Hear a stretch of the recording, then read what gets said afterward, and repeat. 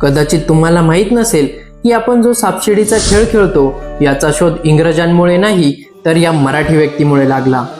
Denmark Jacob यांनी Indian cultural tradition या अंतर्गत मध्ययुगीन काळात भारतात खेळले जाणारे खेळ हा विषय संशोधनासाठी निवडला. संशोधनादरम्यान त्यांच्या असे लक्षात आले की मराठी संत ज्ञानेश्वर माऊलींनी सापशिडीचा शोध लावला.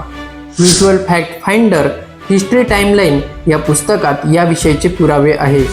मोक्षपट म्हणून प्रसिद्ध असलेल्या या खेळात जन्मापासून ते मोक्ष मिळेपर्यंतचा प्रवास आणि सोबतच माणसाने आयुष्य कशा प्रकारे जगावे याचे तत्वज्ञान सांगितले आहे.